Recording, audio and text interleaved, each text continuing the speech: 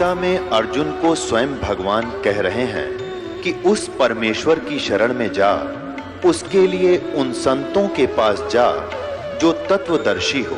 इसी प्रकार हजरत मोहम्मद को उनका अल्लाह कह रहा है कि कोई और पूर्ण परमात्मा है, उसको पाने के लिए उन तत्वदर्शी संत की तलाश कर।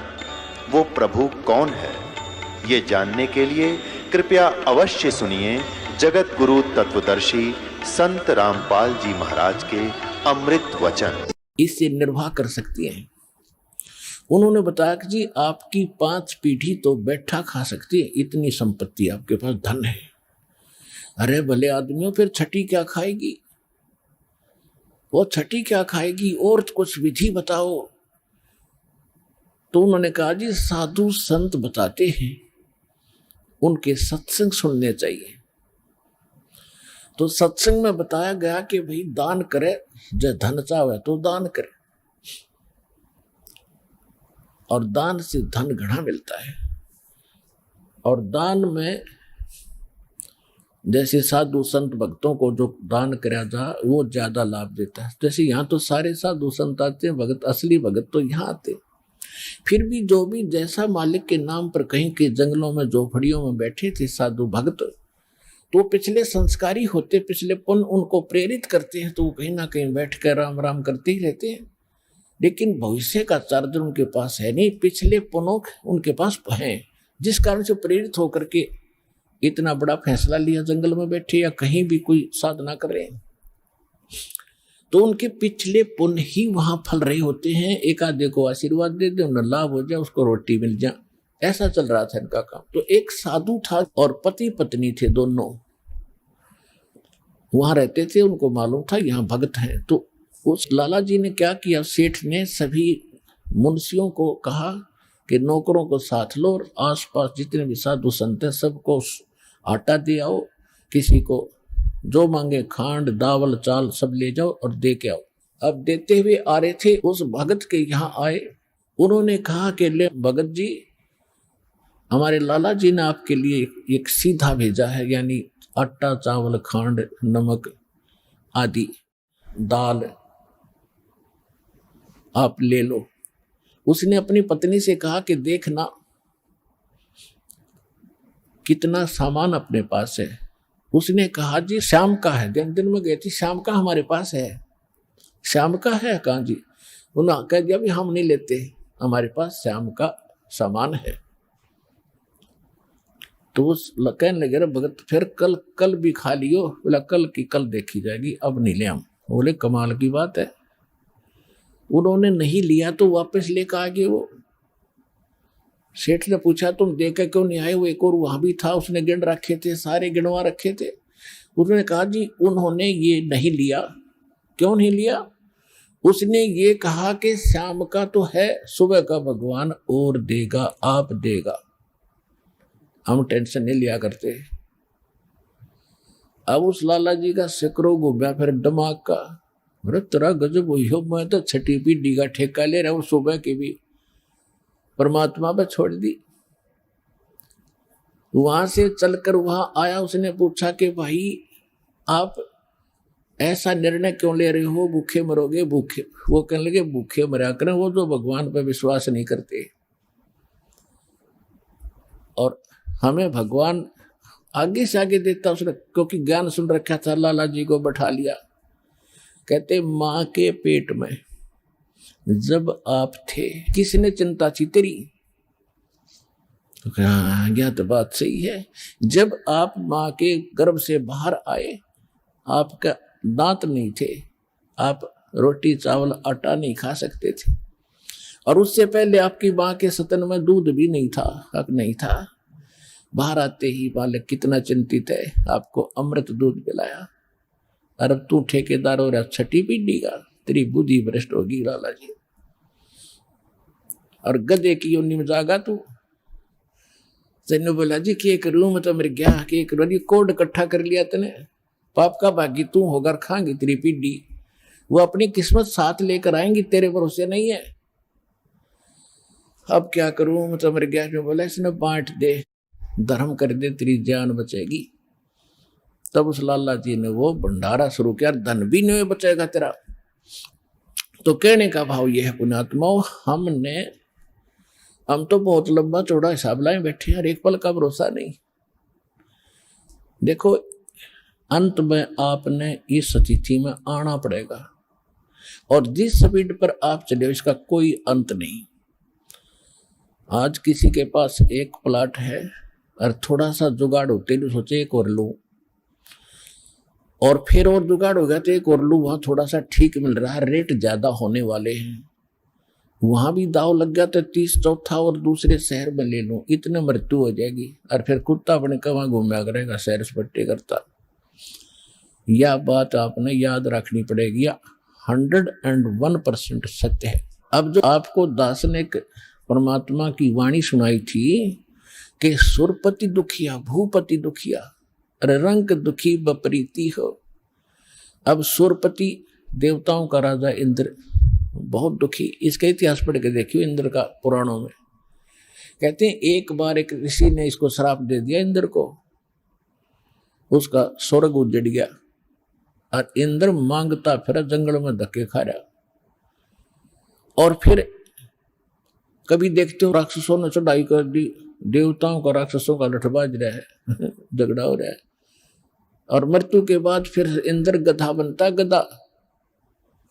तो यहां कहते हैं सुरपति दुखिया भूपति, सारी पृथ्वी का राजा भी दुखी, और रंग दुखी बप्रीति हो। निर्धन तो स्वाभाविक दुखी, उस पर सारी आपदाएं आती ही हैं जब तक वो भगवान की शरण में नहीं आता। जब वो परमात्मा की पावर से जुड़ जाता फिर रंग हो और चाहे राजा हो, परमात्मा तो उनको सब अपने हिसाब से डील करेगा। फिर परमात्मा कहते हैं कहे कबीर और सब दुखिया, एक संत सुखी मन जीती हो। अब आपने मन जीतना पड़ेगा, आपने मन जीती बनना पड़ेगा। कैसे? जैसे एक रंका और बंका नाम के दो पति पत्नी भगत थे, और परमात्मा आए हुए थे। परमात्मा क्या करते हैं, आपको वेदों से भी प्रमाणित किया है कि जब चाहे कहीं पर भी एक साधु संत रूप बनाकर वो कुछ समय उस क्षेत्र में रहा करते, क्योंकि वहां उनकी कुछ पुण्य आत्मा होती थी, उनको फिर से चार्ज करते थे, ज्ञान सुनाते थे, माया से हटाते थे और भक्ति में जोड़ कर उनके पुण्य कर्म बना के वह अंतर्ध्यान हो जाते थे। और उसी समय नामदेव जी महाराष्ट्र के अंदर, नामदेव जी छिप्पी जाति में ये भी प्रकट थे। ये पहले ओम नाम का जाप करते थे। ये पिछले जन्म के पुण्यकर्मी प्राणी ही होते हैं जिनमें बचपन से ही परमात्मा की तड़प होती है। तो ओम नाम का जाप करते थे ओनली, और उस समय भी उन्होंने काफी चमत्कार दिखा दिए थे। लेकिन फिर परमात्मा आए और उस प्यारी आत्मा को समझा कि इस ओम से ऊपर एक और मंत्र है। अकेले ओम का मंत्र तो इस ब्रह्म का है, और इस जेल से छूटने के लिए 3 मंत्र का जाप है। ओम तत् सत, और तत् और सत ये सांकेतिक है। अब नामदेव जी को काफी मालिक ने समझाया, तब उनकी समझ में आई। फिर उनको सतनाम दिया, यानी दूसरा मंत्र भी साथ दिया। फिर वो उसका जाप करने लगे। अब गरीबदास साहिब जी ने बताया कि नम छिपा ओम तारी, पहले केवल ओम में लौ लगा रखी थी, ओम में लगन थी और कोई जाप नहीं करता था। और पीछे सोहम भेद विचारी, बाद में उन्हें सोहम का ज्ञान हुआ। और सार शब्द इन दोनों से ऊपर है, सोहम ऊपर और है, सत्सुकृत एक नाम गरीबदास जी ने अपनी वाणी में लिखा है। कहते नामा छिपा ओम तारी, पीछे सोहम भेद विचारी, और सार शब्द पाया जद लोई, आवागमन बहुर डावे। तब नामदेव जी का कल्याण हुआ। जब परमात्मा आए हुए थे उनको सार नाम दिया नहीं था, मालिक समझाया करते थे, सतनाम प्राप्त था। लेकिन पिछले संस्कार इतने प्रबल थे। एक दिन नामदेव जी जा रहे थे कहीं से, और साथ में रास्ते में एक मंदिर था। मंदिर में ब्राह्मण लोग अपनी आरती उतार रहे थे और आरती उतार रहे थे, बड़ी लय से गा रहे थे। नामदेव जी के भी वो परमात्मा की आरती का धुन लगी। वो तो घंटियां बजा रहे थे, कोई ऐसे झालर पीट रहा था, लगा रहा था, और उसने अपनी दोनों जुत्ती निकाल ली। जुत्ती होती थी, दोनों निकाल ली, उनको ऐसे बजाते हुए, और वो आरती गाते हुए ब्राह्मणों के बीच में घुस गए भगवान के दर्शनार्थ मंदिर में। अब पंडितों ने देखा कि ये छोटी जाति का हाथों में जूते लेकर आ गया हमारे बीच में, इसने तो भ्रष्ट कर दिया भगवान के मंदिर को। और वो धुन में लगे हुए थे, उनको धक्का में जावा नहीं, वो अपने मंडरे उसको पकड़ कर जबरदस्ती घसीट के और मंदिर के पीछे पटक दिया। वो वहां पड़े पड़े भी ऐसे आरती गा रहे और जुतियों से पीट रहे। परमात्मा ने वो मंदिर का मुख नामदेव की तरफ कर दिया। पंडित जी पिछली साइड में पिटड झालर पीछे न खड़े।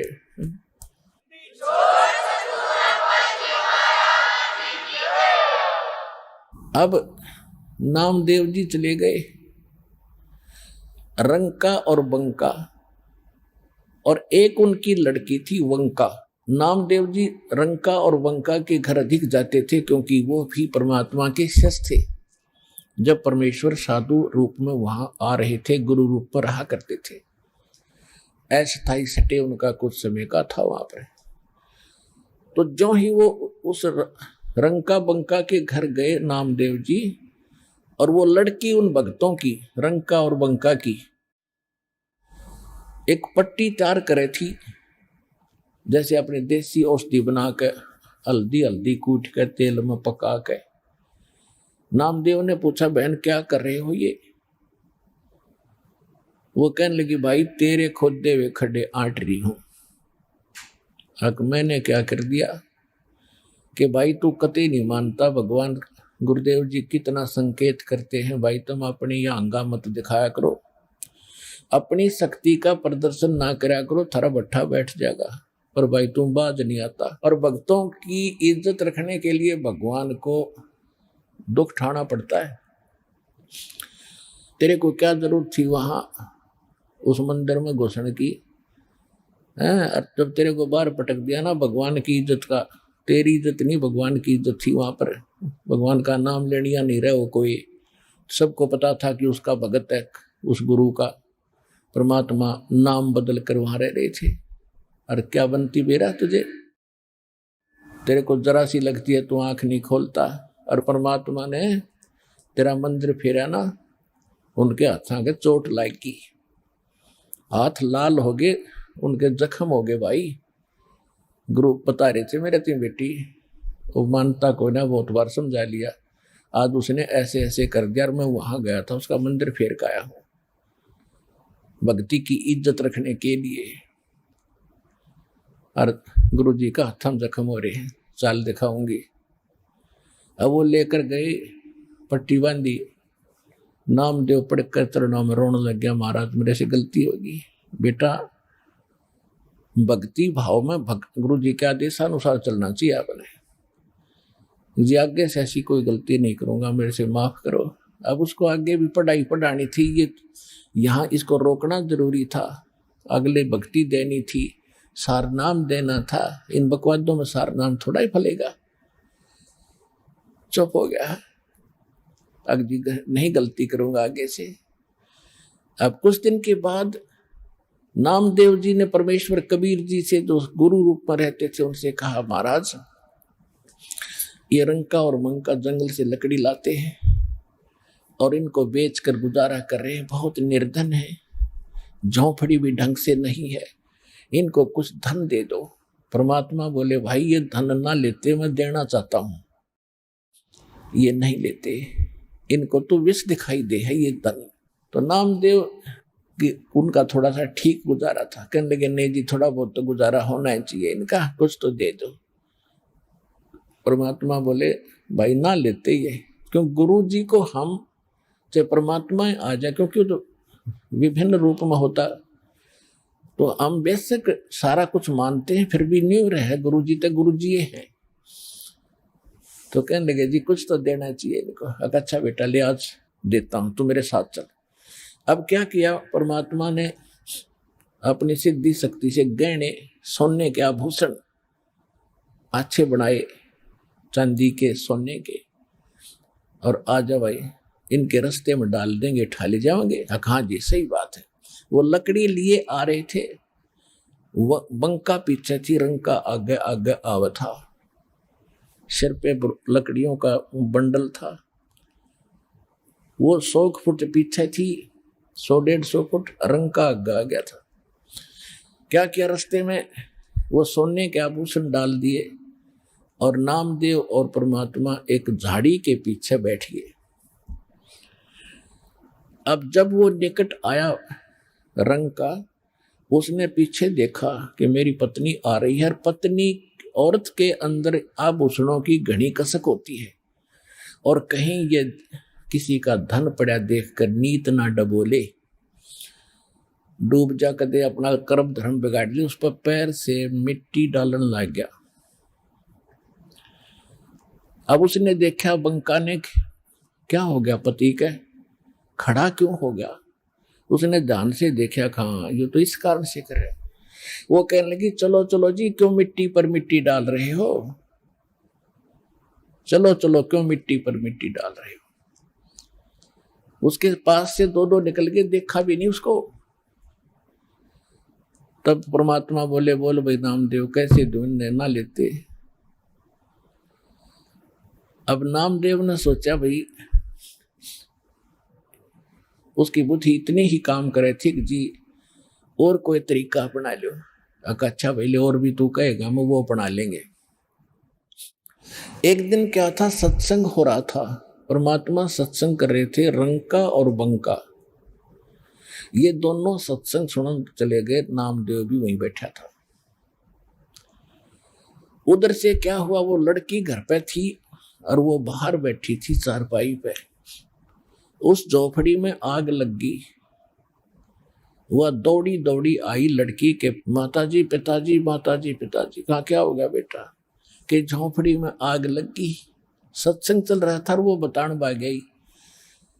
तो उन्होंने पूछा बेटा क्या जल गया, क्या बच गया। कि एक चारपाई बची है बाहर, बाकी सब जल गया। कि उस चारपाई ने भी उसमें गिरा, वो बढ़ती आग में। राजा बेटी सत्संग सुन ले। न चारपाई ने ठोकर वह ना होती तो सत्संग में बात ना आनी चाहिए बेटी, आग लगो इस झोपड़ी का। इसने भी गिरा उसके माँ, और यह झोपड़ी ना होती तो सत्संग में बात तो ना आती। तुमने ध्यान भंग कर दिया, इतना आनंद आ रहा था। तो कहने का भाव ये है पुण्यात्माओं, फिर नामदेव की आंखें खुली रह, तेरा गजब ये भगत ऐसे होने चाहिए। और फिर परमात्मा ने इतना सुंदर मकान बना दिया उनका। कहते नुकते ऊपर रिज जाएगा, 1 करोड़ कर्म जल जाए तुम्हारे।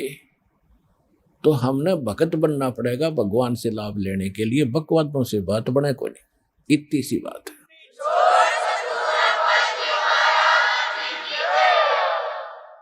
साईं इतना दीजियो जामे कुटुंब समावे, हम भी भूखे ना रहे अतिथि ने भूख जाए।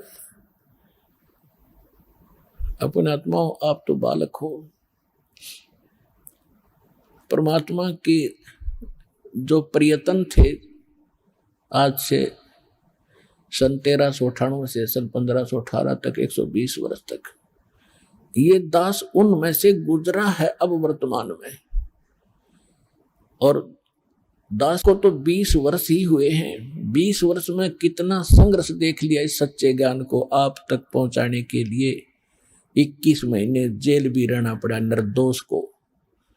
झूठे लोगों ने अफवाहें फैलाकर झूठे मुकदमे बनवा के मेरे साथ आपके 30, 40, 50, 60 भक्तों को भी यातना भुगतनी पड़ी आपके लिए, ताकि आप तक ये ज्ञान किसी तरह पहुंचे। और फिर भी गांव गांव में, नगर नगर में जो दास ने प्रचार किया, वहां कितना संघर्ष और कितनी यातनाएं झेलनी पड़ी। 20 वर्ष से मैं परिचित हूं, और जो 120 वर्ष रहे उनके साथ के हुआ था। आपके लिए भटक रहे हैं, वो आपके पिता हैं।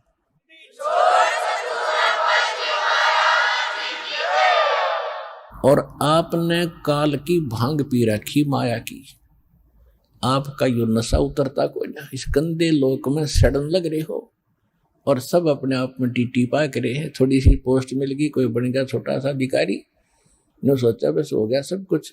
अब तो ये तेरी पिछली कमाई है 10 20 50 वर्ष की, और फिर आगे अगले अगले में क्या होगा तेरे साथ। फिर पीछे तू पशुआ की जय गद्दा बैल बनाई, ये 56 भोग कहा मन भोरे कि कुरडी चढ़ने जाए।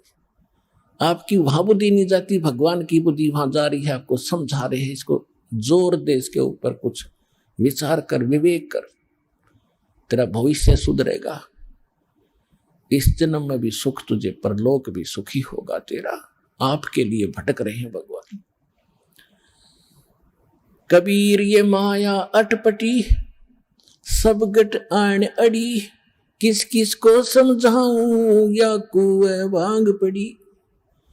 21 ब्रह्मांड में यह भांग डाल रखे इस कुएं में। जिसने इसका जल पी रखा, सब एक जैसी भाषा, एक जैसे विचार और एक जैसी गतिविधि रखते हैं। अब इस सत्संग से, परमात्मा के इन विचारों से आपकी ये एंटीबायोटिक टेबलेट कैप्सूल है, ये खाने से आपकी भांग उतरेगी, आपका नशा उतरेगा, आपकी आत्मा तड़फ उठेगी। अरे तेरा गजब जुल्म कर रहे हम अपना हित भी नहीं देख रहे, पर हित की तो बात बहुत दूर है। जब हम अपना हित देखेंगे तब हम परहित भी कर सकते हैं। जब तक हम अपना हित नहीं देख सकते तो हम परहित नहीं कर सकते। चाहे कितनी बात बना ली।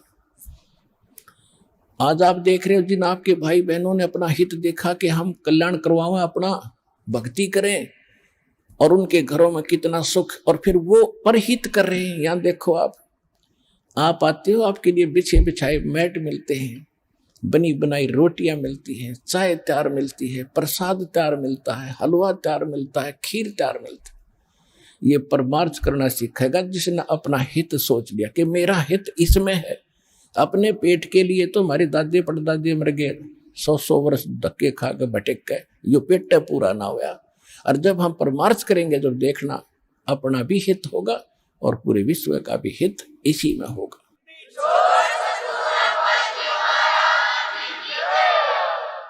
अब ये कितना परिवर्तन हो रहा है, दास खुद देख रहा है। कहीं किसी का कोई धन पड़ा है, हमारा भक्त उठावेगा नहीं, और देख लेता है कि यहां किसी और गलत आदमी का हाथ पड़ गया तो वो हानि कर देगा, इसको और नुकसान कराएगा, वो अलग बात है, लेकिन स्वयं प्रयोग नहीं करेगा। एक भक्त बता रहा था कि एक व्यक्ति के कोई जा रहा था, व्यापारी था, उसके 3 लाख रुपए गिर गए, एक थैला था, और मैं पीछे पीछे आ रहा था। मैंने वो थैला उठाया और देखा, किस्मत पैसे है भाई। उसको मैं वहीं लेकर खड़ा हो गया, कम 3-4 घंटे में वहीं खड़ा रहा आसपास। और वो आए फिर गाड़ी में, कभी रोके कभी देखे। मैंने उनके पास जाकर कहा, भी क्या गुम हो गया? जी पैसे गिर गए मारे। कितने थे भाई? कितने थे? कैसे कैसे नोट थे? कैसे थे? ये थे। अकले आपका 4 घंटे हो गए मैंने आपकी इंतजार करते। और नहीं तो बच्चों, जब भगवान साथ ना होता, देख के काख में और केरा कि जाकर देखो पीछा। तो दास चाहता कि ऐसा जमाना आवे और ये पता चले कि भगत ऐसे होते हैं, और फिर भगवान कितना प्रसन्न होगा आपसे। तो इस प्रकार हमने एक साधु भक्त और साधुता में आना पड़ेगा। हमने मन जीती बनना पड़ेगा। कहे कबीर, और सब दुखी एक संत सुखी मन जीती हो। आप मन जीत कर, नो मन जीता जाएगा भगवान के ज्ञान से। जैसे अज्ञानता में अनजान बालक विष पड़ा हो, चाहे कितना ही पड़ा हो, पूरा खा जाएगा। और जब उसको पता चल जाएगा विष का एक कण कण भी कहीं गिरा हो और ये पता हो कि ये विष है, उसको छुआ नहीं गा, उसको तो मिट्टी में दबाओगा, नीचे कोई और भी ना खा ले। जैसे किरका जहर का रंग होरी हो, कहो कौन तिस खावे राम रंग होरी हो। अब क्या बताना चाहते हो कि तुम होरी माने खुशी मना रहे हो और करो खाओ जहर सारा दिन, दूसरों की बुरी सोचो, बुरी नीत रखो, रिश्वत लेते हो, फलान मिलावट करते हो, और तुम होरी मनाने की भी इंतजार कर रहे हो, खुशी की आशा करते हो। ये ऐसे आपके घर में होरी यानी खुशी नहीं हो सकती। होरी कैसे होगी? जैसे किरका जहर का रंग होरी हो। किरका माने कण, और कहो कौन तिस खाव राम रंग होरी हो, कि जिसने वो पता लगा जहर है फिर कौन खाओगा। और फिर देखियो इस राम रंग परमात्मा की तरफ से आपको कितनी होरी यानी खुशी मिलेंगी। तो हमें ये जहर दिखाई देगा। और 100% वैसे हम किसी का दूसरा के में लेते हैं, जैसे हम दहेज लेते हैं।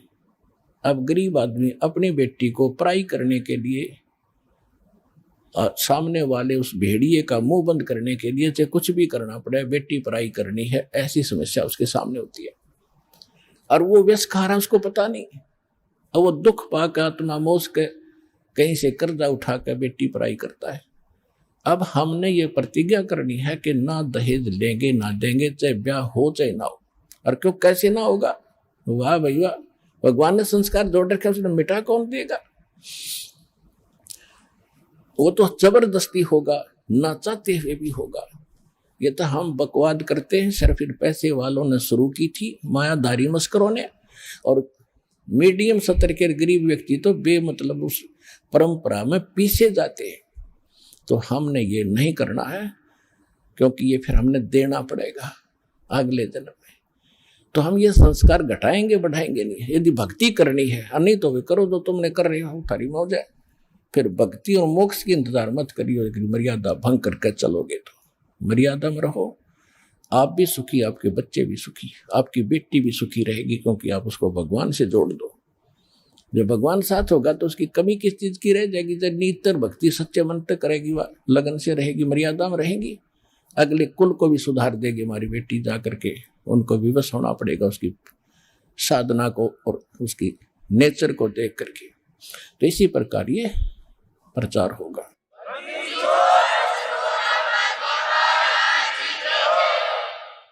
अब जैसे एक समय परमात्मा यही ज्ञान दिया करते जो दास आज दे रहा है, अब दास का पीछा थोड़ा सा छूट गया। इन मूर्ख लोग जो हमारे धर्म गुरु होया करते थे, स्वार्थी टट्टू, पहले पूर्वज हमारे कबीर साहब के पीछे लग रहे थे, हमें बहका दिया करते थे, कबीर साहब झूठ बोल रहे हैं, कबीर जी झूठ बोलते हैं, ये झूठा है, ब्रह्मा विष्णु में इसको ऐसे बताता है। अब यही शुरुआत इस दास के साथ हुई थी, लेकिन परमात्मा ने पहले प्रबंध कर रखा था, आपको शिक्षित किया, और वो शिक्षा आज काम आ गई। इंस्ट्रूमेंट साथ बनवा दिए दास के साथ साथ। अब ये 2000 के बाद बने सारा, ताकि आप इन सदग्रंथों को खुद समझो, और खुद समझे तो आज मेरे साथ हो गए। संघर्ष छोड़ दिया और ज्ञान का ऊपर संघर्ष खत्म होगा, और आज ये विश्व में फैल रहा है, निर्बाध फैलेगा, क्योंकि यह सच्चाई है, भगवान का वचन है, इसको कोई रोक नहीं सकेगा। अगर इसको कोई रोकने का व्यर्थ प्रयत्न करेगा तो वो अंधा गधा होगा।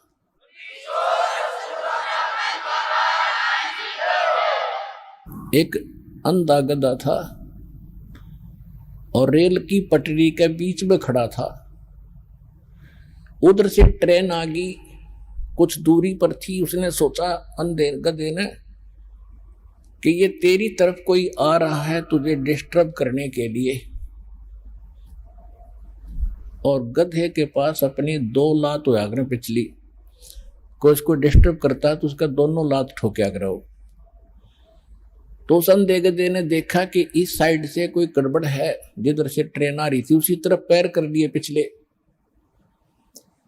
और जब निकट ट्रेन आई तो उसने सोचा मुझे दुखी कर रहा है, ये छेड़ रहा है, मतलब यानी ट्रेन के मार्ग में अवरोध बना खड़ा था वो, और ट्रेन के लात मारी, दोनों दलती ठोकी। जब निकट आ लिया, उठाकर ट्रेन ने पटक दिया, टुकड़े टुकड़े हो गया बाई के। तो ट्रेन उस अंधे गधे से रुक नहीं सके थी, वह उसकी मूर्खता और अज्ञान था, उसने दिखा नहीं था। इसी प्रकार जो परमात्मा के सतभक्ति रूपी ट्रेन का अगर कोई बाधक बनेगा तो अंधा गधा होगा, ये सोच लेना, सीधी सी बात है।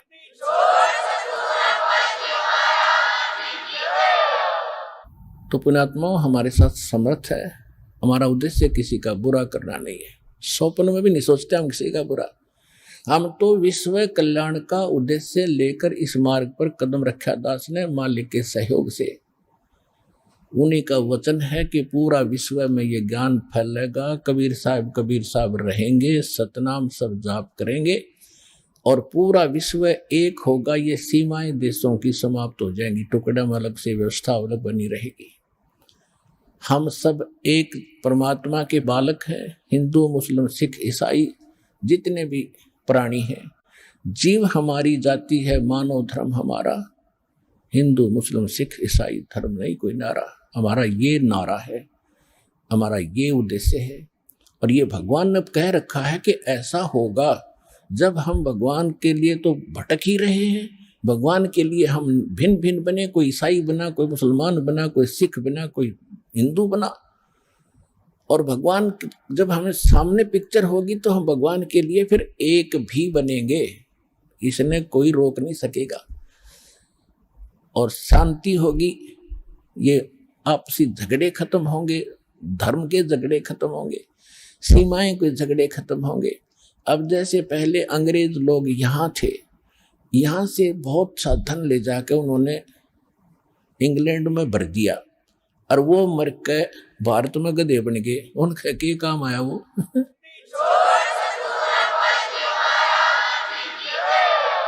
तो उन मूर्खा का के काम आया, वो कर्म बिगाड़ गए। तो यह आंख, ये अंधेरा हटेगा आपका। पूरी पृथ्वी अपनी है, सभी भाई बहन भगवान के बच्चे हैं, अपने हैं, इसमें कोई पराया नहीं है। हम एक दूसरे को दुखी करके, किसी को सता के, वचन कर्म और किसी भी ताकत से हम दोषी बनते हैं। हमें तो वचन कर्म से और तन मन धन से सबको सुखी करने की चेष्टा करनी चाहिए। कबीर साहब का विधान है, ऐसी बानी बोलिए मन का आपा खोए, औरन को भी शीतल करे आप भी शीतल होए। तो इस प्रकार के फार्मूले अपना अपना के इस भक्ति मार्ग को सफल करना पड़ेगा और कोई इसका तरीका नहीं है। पुण्यात्मा परमात्मा हमें क्या गाइडलाइन देते हैं, नाम सुमर ले सुकर्म कर ले, कौन जाने कल की खबर नहीं पल की। नाम सुमर ले सुकर्म कर ले, कौन जाने कल की खबर नहीं पल की। बहुत से उदाहरण आपके सामने हैं। एक आंध्र प्रदेश का मुख्यमंत्री हेलीकॉप्टर से दूसरे स्थान पर अपना जलसा करने के लिए, मीटिंग करने के लिए रवाना हुआ। उसकी स्वागत में, उसके आगमन के स्वागत में उसके जो कर्मचारी अधिकारी और उसके साथी उसे लाभ लेने के चक्कर में कि इधर खुदा मान रखा था उन्हें, उसके लिए फूलों के हार लिए खड़े, उसके लिए बड़ी बड़ी स्टेज लगा रखी और खाने के लिए व्यवस्था कर रखी। हेलीकॉप्टर क्रैश हो गया और जंगल में गिर गया। 3 दिन तक उसकी लाश नहीं मिली। और वहां से उड़ा जब उसने पता नहीं कि वो ला रखी थी, ये करूंगा, वहां ऐसे कर दूंगा, उसको ऐसे कर दूंगा, उसको ऐसे फांसी दे दूंगा, उसको ऐसे लाभ दे दूंगा। और आगे की बनाएगी, फिर पीछे तू पशुआ की जे गद्दा बैल बनाई, ये 56 भोग कहाँ मन भोरे है कि तकुरने चरने जाई। एक पोलैंड देश का पूरा मंत्रिमंडल, जिसमें 96 मंत्री और प्रधानमंत्री साथ थे, 95 व्यक्ति थे, और किसी का शोक व्यक्त करना थे, कोई नेता मर गया था, एक के जहाज में सारे बैठ गए और उस समय क्रैश हो गया, दुर्घटनाग्रस्त हो गया, सारे मर गए 1 सेकंड में। खा कहिए और बाकी बचे हुए फिर प्रधानमंत्री तैयार हो गया, खाओ ये मैं कर दूंगा, कला तोड़ दूंगा। तो बिना ज्ञान के नू डले ठोरे भाई, इससे बचना पड़ेगा, भगवान जपना पड़ेगा। और मन को जीतना पड़ेगा इस ज्ञान के आधार से, तब सुखी और परलोक प्राप्ति होगी।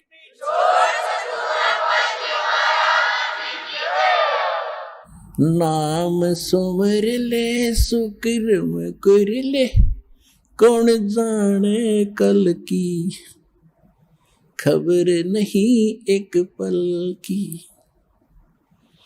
कोडी कोडी माया जोड़ी, तन बात करी छल की। कोडी कोडी माया जोड़ी, बात करी छल की। पुण्य पाप किली बांधे पोटरिया, या कैसे हो हल की, खबर नहीं पल की। नाम सुमर ले सुकर्म कर ले, कौन जाने कल की, खबर नहीं पल की। मात पिता परिवार भाई बंधु, ये तरिया मतलब की। मात पिता परिवार भाई बंधु, या तरिया मतलब की। चलती बरिया कोई न साथी, या मट्टी जंगल की, खबर नहीं पल की। नाम सुमर ले सुकर्म कर ले, कौन जाने कल की, खबर नहीं पल की। तारों बीच चंद्रमा जो झलके, तेरी महिमा जला झलकी। जैसे कोई नेता बन गया है, कोई अधिकारी कर्मचारी, कोई इंजीनियर, डॉक्टर, जज और कोई मंत्री प्रधानमंत्री बना हुआ है। आज कहते हैं आप ऐसे चमक रहे हो इन अन्य नागरिकों में जैसे चंद्रमा तारों के बीच में शोभा पाता है। और यदि आप जी ने भक्ति नहीं करी तो क्या होगा। तारों बीच चंद्रमा जो झलके, तेरी महिमा झला झलकी। फिर बने कुकरा बेस्टा खावे, बने कुकरा बेस्टा खावे। अब बात कर बल की, खबर नहीं पल की।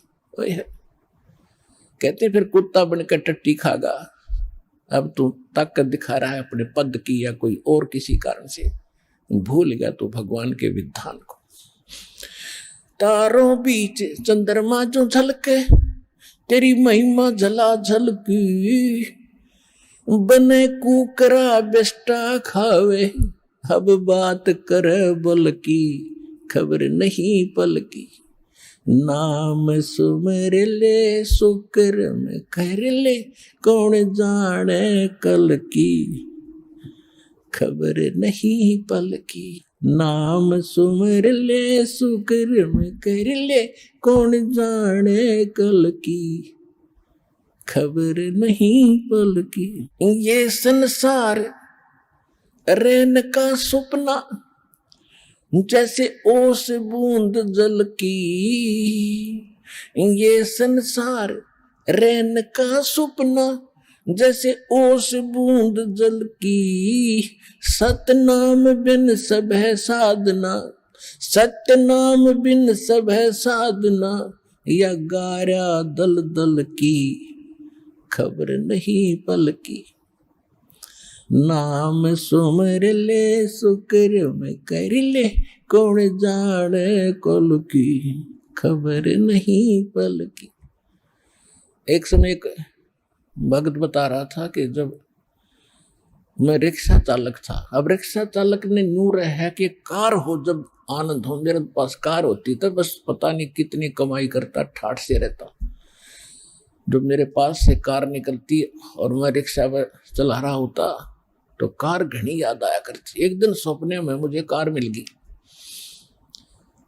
और कार मिल गई तो मैं फुल स्पीड पे चला रहा उसको, और रोकना चाहा ब्रेक लगाने के लिए मैंने जोर से पैर मारा। मेरी वह रजाई थी वह पार्टी की, उसका माँ का पैर निकल गया बीचों बीच। अब एकदम आँख खुली, झटका लग गया कि गाड़ी तो रुकी नहीं। देखा था इतना पार बाहर आ रहा रजाई तो कित की कार, किसके स्पीडर के ब्रेक। अब सपना टूटने बाद से पता चला उसने किसी थी वह कार, ऐसे आपकी मृत्यु होगी, आपका सपना सा टूटेगा और आप देखोगे कौन बेटा था, कौन बेटी, कौन कार, कहाँ हमारी कोठी थी। खय्यम के दूत बाँ पकड़ रहे होंगे, चल बच्चा हम बताएंगे तेरी कहाँ कोठी थी, अब नरक में है तेरी कोठी, वहां चल। ये संसार रैन का सपना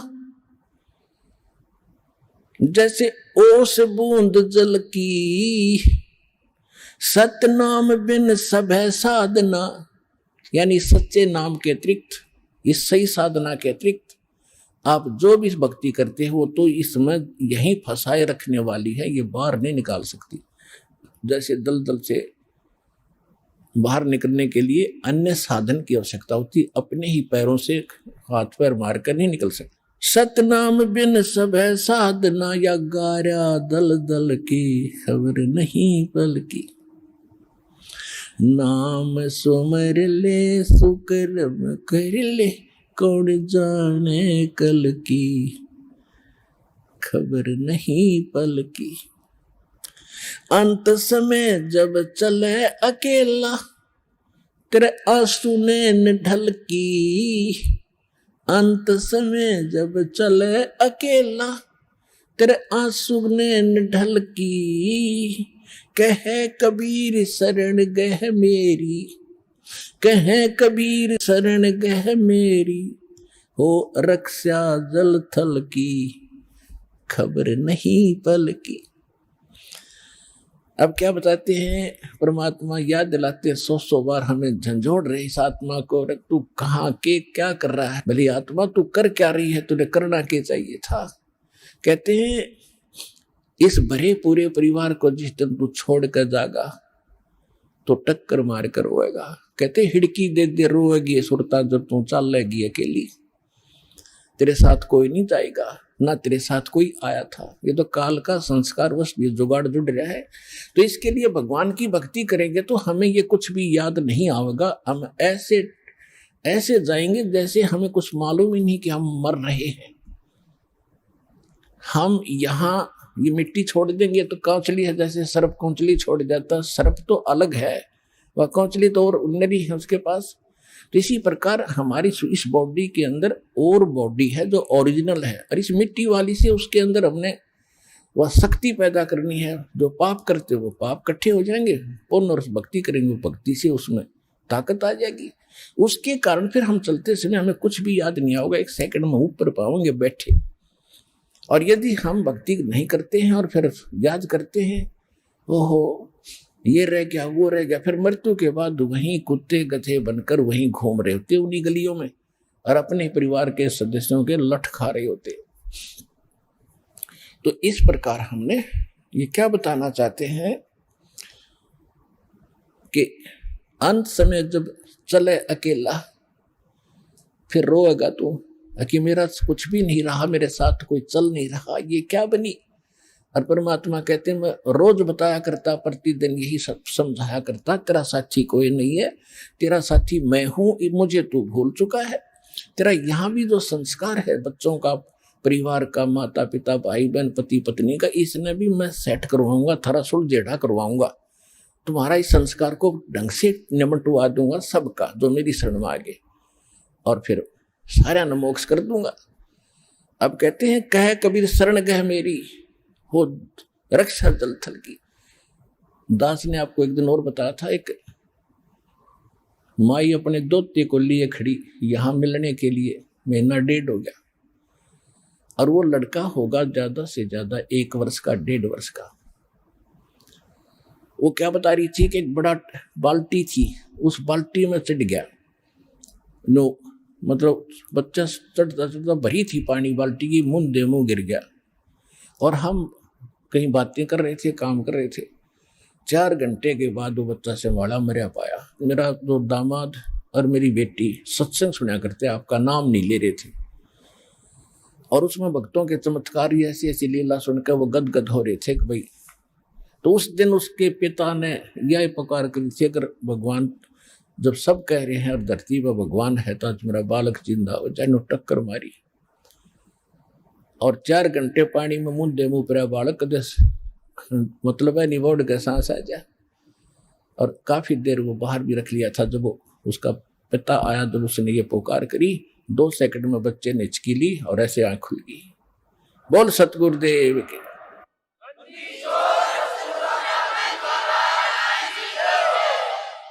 फिर डॉक्टर के पास ले गए, हिसार बता रहे थे। उसके बाद वो मिले नहीं हमें। फिर वो लड़के को लेकर आ रहे थे जी, सारा परिवार नाम भी ले लिया। देखो कहते कह कबीर शरण गए मेरी। जब उन्होंने हृदय से ये मान रखा था कि संत है तो ये है, आ नहीं पा रहे थे। अब यहाँ लाने का तरीका भी उन्होंने अपनाना पड़ा। अब जैसे इस काल ने के कर रखा अपने साथ, यू यहाँ नहीं आने देता और बाकी कितने ले जाए इसने। अब ज्ञान सुन रहा है पूरा संसार, लगभग काफी भारतवर्ष में तो बहुत सुन रहे हैं इस साधना चैनल पर, इस पुस्तक में भी पढ़ रहे हैं और हमारे भक्तों से भी वो ज्ञान सुनकर अब वो ये सोच रहे हैं कैसे चले, इसको कैसे छोड़े। उनकी हिम्मत ना बढ़ रही आने की। अब हमें एक बात याद आवा, छोटा जब दास पढ़ा करता 4वीं 5वीं कक्षा में, और जिस दिन स्कूल में टीचर ना आते, वो क्लास के बालक, एक तालाब था, उस तालाब पर स्नान करने भाग जाया करते। दिन में हम भी चले जाते थे। और क्या करते थे, एक वृक्ष था बट वृक्ष, और उसका ऐसे लंबा सा टहनी डारी ऊपर जा रही थी और उस पर चढ़कर छलांग मारा करते जल में। आइए अब हम उन श्रद्धालुओं के अनुभव जानते हैं जो जगत गुरु तत्वदर्शी संत रामपाल जी महाराज जी से दीक्षा प्राप्त कर चुके हैं तथा उनके द्वारा बताए गए भक्ति मार्ग पर चल रहे हैं। नमस्कार जी। सत साहिब जी। आपका क्या नाम है माता जी? मेरा नाम देवेश्वरी देवी, पौड़ी गढ़वाल से हैं और बड़कोट गांव से हैं। संत रामपाल जी महाराज जी से आपने नाम दीक्षा कब ली? बंदी चोर सदगुरु रामपाल जी महाराज जी से मैंने जून 2016 को ली थी। संत रामपाल जी महाराज जी से नाम दीक्षा लेने से पहले आप क्या भक्ति साधना करते थे? पहले बंदी चोर सदगुरु रामपाल जी महाराज जी से पहले हमारे उत्तराखंड में वही देवी देवता, वो हनुमान जी की, भैरों की, नागजा की, नरसिंह की, यही पूजा हम करते रहते थे। आप इतनी सारी साधनाएं करते थे, ये भक्ति करने से आपको क्या लाभ हुए? लाभ तो हमें क्या होना था, मगर हमें पता भी नहीं था। ज्ञान तक कर हम उसमें लगे ही रहते थे कि साल में 2 साल में 3 साल में हमारे पुराने से करके आते थे कि वो पूजो और बकरा मारो और वो ये मन्नत मांगो कि मेरा लड़का हो जाएगा, उसकी शादी हो जाएगी। इसी में लगे रहते थे। हमें यही पता था कि बस ये जीवन आ रखा है तो ये करना है, परिवार की शादी करनी है और उसमें काम करते करते मर जाना है। मगर जब से हमने बंदी छोड़ सदगुरु रामपाल जी की नाम दीक्षा ली, जब से हमें पता चला कि भगवान भी हैं, मगर हम जो अपनी ये उत्तराखंड में देवी देवताओं की पूजा कर रहे थे वो अज्ञानता से कर रहे थे। और अब बंदी छोड़ सदगुरु रामपाल जी महाराज ने हमें ऐसा ज्ञान दिया कि जो आत्मा को भी सुख शांति मिली है, परिवार में भी सुख शांति मिली है और आगे हमें भी मोक्ष का भी वो है कि हमें मोक्ष भी मिलेगा और कल्याण भी होगा। आपने बताया कि देवी देवताओं को प्रसन्न करने के लिए आप बकरों की बलि देते थे, तो बकरों को बलि देने से क्या आपको कोई लाभ हुए? लाभ तो हमें क्या होने थे उसमें, जब हम दूसरों की जीव हत्या करेंगे तो कैसे लाभ मिलेगा। मगर उस समय तो हम ये सोचते थे कि अपने लाभ के लिए वजह से तो हम उनको मारते थे।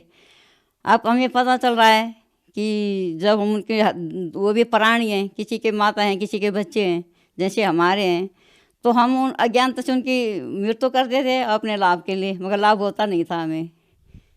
फिर आप संत रामपाल जी महाराज जी के शरण में कैसे आए? बंदी छोड़ सदगुरु रामपाल जी के शरण में हम ऐसे आए कि टीवी में हम सब चैनल देखते थे, सत्संग आता रहता था, उसमें हम सब गुरु के सत्संग सुनते थे। अब साधना चैनल पे हमने एक दिन देखा, हमने कहा ये गुरु जी तो किताब खोल खोल के बता रहे हैं, तो हमने देखा हम हर रोज़ इसको देखेंगे। तो हमने उसमें देखा कि सदगुरु रामपाल जी महाराज क्या हैं कि वो गीता में इतने पर्सन में ये है, इतने पर्सन में ये है, सब बता रहे हैं और गुरु ग्रंथ में भी बता रहे हैं, सारे ग्रंथों को खोल खोल कर बता रहे हैं। हमने कहा सारे संत तो वैसे अपने मुंह से बोलते रहते हैं, ये कैसे संत हैं जो सब कुछ बता रहे हैं उसमें देख देख के। गीता तो हमने जानी थी कि हम हिंदुओं की गीता है, मगर हमने उसको पढ़ा नहीं था, उसमें ये नहीं जाना था क्या लिखा है क्या नहीं लिखा है। और वेद भी हमें इतना तो पता था कि 4 वेद थे और 18 पुराण है, मगर हमने वो पढ़े नहीं थे ना सुने थे। गुरुजी ने जब चारों वेद खोल खोल के हमें बताए कि हमारे में तो 5 वेद थे, एक तो काल ने समुद्र में फेंक दिया, 4 वेद हमारे रह गए। तो हमने सोचा कि ये तो कुछ ना कुछ हैं। धीरे धीरे हम सत्संग 6 महीने तक मैं देखती रही। मेरे भगत जी कहते थे कि क्या देख रही है? मैंने कहा मैं सब संतों का भगवो देख रही हूँ सत्संग, मगर बंदी छोड़ सदगुरु रामपाल जी का एक ऐसा सत्संग है कि जो वो शास्त्र के अनुसार बता रहे हैं, किताब खोल खोल के बता रहे हैं, सब ग्रंथ बता रहे हैं, तो मैं इसको ज़रूर लूँगी। तो कह रहे कैसे लूँगी? मैंने कहा उसके नीचे वो नंबर चल रहे थे, मैंने वो उतार लिए साधना चैनल से। तो मैंने उतार के मैंने सोचा कि अब चंडीगढ़ में मेरी लड़की रहती थी, मैंने सोचा मैं लड़की के यहाँ जाऊँगी और वहाँ से, हरियाणा तो नज़दीक पड़ेगा ही, वहाँ से नामदान ले लूँगी। मैं वहाँ पे गई तो मेरी लड़की का बच्चा होना था, बच्चा हुए 10-11 दिन हुए थे। तो तब तक दिल्ली में मेरी बड़ी वाली लड़की का दामाद का एक्सीडेंट हो गया। वहाँ से फ़ोन आ गया रात 12 बजे कि मम्मी यहाँ हॉस्पिटल में मेरे पापा जी का एक्सीडेंट हो गया, आपको इधर आना पड़ेगा। फिर मैंने सोचा कि चलो अब मैं उधर ही चली जाती हूँ, परमात्मा कोई मंजूर नहीं होगा हमें लेने के लिए। फिर मैं वहाँ पे मेरे को थोड़े 20-15 दिन हो गए। फिर थोड़ा दामाद को आराम मिलने लग गया। फिर मैंने अपने लड़के को बुलाया, मेरा लड़का उस समय दिल्ली में रहता था। मैंने कहा बेटा मुझे गुरुजी से नामदान लेना है। तो मेरा बेटा पहले तो चिढ़ गया कि मम्मी आप कहाँ भक्तों के उसमें लगे। मैंने कहा नहीं बेटा, मेरे को तो ये भक्त बहुत अच्छे लगे। जब हम भक्तों के इंटरव्यू देखते हैं तो हमें लगता है कि सबके दुख काट दिए गुरुजी ने, तो मैं भी दुखी हूँ, मेरे भी दुख काट देंगे। तो लड़का तो मना करने लग गया, गुस्सा हो गया। मैंने कहा बेटा आप मेरे को लेके चलोगे नहीं है, मैं पूछ के चली जाऊँगी। फिर मैंने वो कह रहा कि मम्मी कहाँ जाएंगे? मैंने कहा ये मैंने नंबर ले रखा है, इसमें से फ़ोन करके पता कर लेते हैं। तो मेरे बेटे ने उसमें फ़ोन किया। फिर उसने कहा मम्मी आप भी बात करो इनसे। फिर मैंने उस फ़ोन लगा के बात किया तो वो बोले आप कहाँ से बोल रहे हो? मैंने कहा मैं तो दिल्ली से बोल रही हूँ। किस जगह पे आप हो? मैंने कहा मैं तो इस समय राम मनोहर हॉस्पिटल में हूँ, मेरे दामाद जी का एक्सीडेंट हो रखा है और मुझे नामदान लेना है। तो उन्होंने बताया कि आप ऐसा करो कि दिल्ली में 2 नामदान केंद्र खोल रखे हैं, एक तो तुगलकाबाद में है और एक द्वारका सेक्टर में। तो आपके लिए कौन सा नज़दीक पड़ेगा? मैंने कहा यहाँ से तो द्वारका सेक्टर ही नज़दीक पड़ेगा। तो आप उन्होंने फिर मम्मी वहाँ तो द्वारका सेक्टर का नंबर दिया। फिर हमने वहाँ फ़ोन किया। फिर वहाँ से एक भगतमती ने हमें बताया कि आप ऐसा करो, यहाँ पे एक मंदिर है, उससे गली से सीधे आके यहाँ पे आ जाना और हम नामदान आपको दे देंगे। तो फिर मैंने दामाद से फ़ोन दिया कि आप इनसे बात करो और ये लड़के को बताओ कि कहाँ पे जाना है, क्या जाना है। फिर उसको बताया कि आप ऐसे चले जाना और वहाँ से एक मंदिर पड़ेगा, उसमें उतर के सीधे चले जाना आगे। फिर मेरा लड़का तैयार हो गया कि मम्मी चलो मैं तुम्हें नामदान दिला के आता हूँ। फिर हम वहाँ पे गए, पूछते पूछते हमें आधा घंटा हो गया। फिर हमने दोबारा फ़ोन लगाया, फिर उन्होंने कहा आप कहाँ पे हो? हमने कहा थे तुम थोड़ा ही दूर में ही। उन्होंने कहा स्कूल पे आ गए। हमने कहा स्कूल पे आ गए तो थोड़े आगे आ जाओ। फिर हमें वहाँ पे वो मिल गए। फिर वहाँ पे गए, उन्होंने हमें समझाया कि आप ऐसे कर लोगे। हमने कहा बिल्कुल कर लेंगे, जब यहाँ पे आ रखे हैं तो नामदान तो लेंगे ही लेंगे। तो उन्होंने कहा कि आपने देखा कि कबीर साहब परमात्मा है? हमने कहा हाँ, बंदी छोड़ सदगुरु रामपाल जी महाराज ने बता दिया। और ये हमें 4थे क्लास से ये कबीर साहब के दोहे तो हमें खूब याद आते हैं कि हम सब स्कूल में ये कहते थे कि कबीर साहब के दोहे ही सबसे अच्छे हैं। तो हमें उस समय तो पता नहीं था, ये बच्चे थे कि क्या है क्या नहीं है। मगर जब बंदी छोड़ सदगुरु रामपाल जी महाराज ने हमें कबीर साहब के बारे में पूरा बताया तो हमने कहा वो सच्चे में ही परमात्मा होंगे और धरती पे अवतार करके रामपाल गुरु जी के शरीर में आ रखे हैं, क्योंकि वो दोहे हमसे 4ठी क्लास से ही अच्छे लगते थे। उन्होंने कहा चलो ठीक है, तो आप ले लोगे? मैंने कहा हाँ हम ले लेंगे। तो फिर मेरे लड़के से भी कहा कि बेटा आप भी ले लो। लड़का बोला कि आंटी जी मैं तो नहीं ले सकता, क्योंकि मैं तो होटल लाइन में हूँ और हमारे यहाँ तो सब ये चीज़ बनती है। तो वो भगवती जी बोले कि आप ऐसा करो बेटा कि नाम ले लो और गुरुजी अपने आप सब कुछ ठीक करेंगे। मगर मेरे लड़के ने तो कभी देखा नहीं है सत्संग, ना सुना टीवी में। तो मैं उससे कह रहा था कि बेटा ले लो। कह रहा नहीं मम्मी पहले आप ही ले लो फिर मैं भी लूँगी। मगर बेटा मुझे तो लेना ही लेना है। आपने बताया कि आप बहुत सारे संतों के सत्संग टीवी चैनल पर देखते थे, फिर आपने संत रामपाल जी महाराज जी का भी सत्संग देखा और आपको अच्छा लगा। फिर आपने संत रामपाल जी महाराज जी से नाम दीक्षा भी ली। आपको ऐसा नहीं लगा कि आप ऐसे संत से नाम दीक्षा ले रहे हैं जो अभी जेल में है? नहीं, हमें बिल्कुल भी नहीं लगा, क्योंकि हम सत्संग 8-10 महीने हमने सत्संग देखा सुना। और हमने ये भी हमें पता था कि जब हमारा देश आज़ाद हुआ तो महात्मा गांधी भी जेल में ही थे। सच्चाई के लिए तो कुछ ना कुछ करना पड़ेगा। तो हमें बिल्कुल ऐसा नहीं लगा। लोग कहते हैं कि वो तुम्हारे गुरुजी तो जेल में हैं। हम जेल में तो हम हैं, काल के जेल में जो फंसे पड़े हैं, हमारे गुरुजी जेल में नहीं है। सच्चाई के लिए तो करना पड़ेगा। साची कहूँ तो जग न माने, झूठी कहीं न जाए। हमारे गुरुजी से कहते हैं यार सच्ची बोलेंगे तो कोई इस काल के जाल में किसी को अज्ञात नहीं आएगी कि हाँ ये सही बोल रहे हैं, और झूठे बोलेंगे तो झूठे के तो जल्दी से वो हाँ कर लेंगे। इसलिए हमें पूर्ण विश्वास है कि हमारे गुरुजी जेल में नहीं है, जेल में तो हम हैं। जिनको ज्ञान नहीं है वो कह रहे हैं कि तुम्हारे गुरुजी जेल में हैं। संत रामपाल जी महाराज जी से नाम दीक्षा लेने के बाद आपको क्या लाभ प्राप्त हुए? बंदी छोड़ सदगुरु रामपाल जी महाराज जी से नाम दीक्षा लेने से हमारे घर में बहुत सुख शांति हुई। मेरे भगत जी बहुत दारू पीते थे, उनका दारू भी बहुत कम हो गया, और वो भी ये चैनल देखते रहते हैं। जब लाइट नहीं रहती तो कहते हैं अपना गुरु जी का सत्संग लगाओ, और जहाँ मैं जाती हूँ सत्संग सुनने के लिए गुरु जी की, उसमें तो कभी भी मेरे लिए मना नहीं करते हैं। इतनी तो गुरु की दया है। मैं ये कह रही हूँ कि आजकल तो आदमी घर से बाहर अपनी बीवी को जाने नहीं देंगे, मगर ये गुरु जी की कृपा है कि जो कहीं जाने के लिए मेरे मना नहीं करते। और मुझे जब तक मैं आती नहीं हूँ गुरु जी पे विश्वास रहता है कि मुझे उनसे विश्वास नहीं रहता कि मैं जा पाऊँगी। आज भी मैंने देखा कि 3:30 बजे तक मैं घर पे ही थी, और 3:30 बजे के बाद भी मैं यहाँ पे आ ही गई। तो वो गुरु जी की कृपा है, हम आ नहीं सकते थे। नहीं तो पहले हमें डर लगता था, जंगलों में जाते थे, शोर मचाते रहते थे कि भाई कहीं ना कहीं से तो भालू आ जाएगा, शेर आ जाएगा, खा जाएगा, कुछ ना कुछ कर लेगा। मगर अब हम बिल्कुल निडर होके जाते हैं। भालू हमें मिल जाता है, शेर हमें मिल जाता है, और हम एक ही आवाज़ में लगा के उसे वो भाग जाता है। हम गुरु जी की कृपा हमारे ऊपर इतनी है, हमें उनके ऊपर पूरा भरोसा है। हम बिल्कुल निडर होकर जंगलों में जाते हैं। ये बंदी छोड़ सदगुरु रामपाल जी महाराज की कृपा है हमारे ऊपर, जो हम निडर होकर जंगलों में जाते हैं और शेर भालू से लड़ जाते हैं। आप जन समुदाय को क्या संदेश देना चाहेंगे? हम जन समुदाय को संदेश तो क्या दे सकते हैं, मगर हाथ जोड़ के प्रार्थना कर सकते हैं। उत्तराखंड में जितने भी भाई बहन हैं वो बंदी छोड़ सदगुरु रामपाल जी के शरण में जाएं, उनसे नाम दीक्षा लें, अपना कल्याण करवाएं। और भी बहुत सारे साधु संत हैं, लेकिन आप संत रामपाल जी महाराज जी के शरण में ही जाने के लिए क्यों संदेश दे रहे हैं? इसलिए संदेश दे रहे हैं कि जितने बाबा लोग बैठे हुए हैं वो तो साधु विरुद्ध भक्ति बता रहे हैं हमें, उनसे कोई लाभ नहीं है। हम अपने हमारे यहाँ भी हैं, राधा स्वामी में भी है भगत था, वो भी 15 साल उसमें रहा। अब हमारे से खुद कह रहा है कि हम भी तुम आपके गुरु जी के शरण में आएंगे।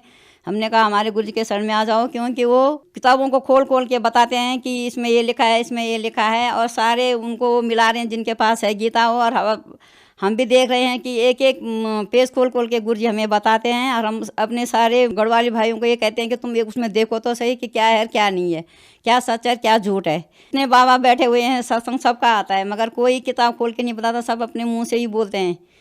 और हमारे गुरु जी तो शास्त्र खोल खोल के बताते हैं। हमें जब से पता चला है कि देवी भागवत गीता में क्या है, विष्णु पुराण में क्या है, पहले हमें ऐसे भागवत में हम भी चले जाते थे और सुनते थे, बस वो सुन लिया कि जो उन्होंने कह लिया मन माना आचरण, सुन के घर आ जाते थे। मगर अब हमें भी पता चला कि हमारे गुरु जी शास्त्र अनुसार बता रहे हैं, गीता में भी और बाइबल में भी, कुरान में भी। संत रामपाल जी महाराज जी से यदि कोई नाम दीक्षा लेना चाहे तो कैसे ले सकते हैं? बंदी छोड़ सदगुरु रामपाल जी महाराज जी से जो नाम दीक्षा लेने चाहते हैं वो साधना चैनल पे 7:40 से 8:40 तक हमारा गुरु जी का सत्संग आता है। और हम साधना चैनल वालों से भी यही कहेंगे कि वो बार बार हमारा गुरु जी का सत्संग चलाएं। और जितनी भी गढ़वाल की भाई बहन हैं उनमें नीचे पीली पट्टी आती है, उनमें उनके नंबर रहते हैं, और नंबर पे फ़ोन करके जगह जगह गुरु जी ने नामदान स्थान खोल रखे हैं, वहाँ जाके पता करें और नामदान लें, अपना कल्याण करवाएं। धन्यवाद। सच्चाई।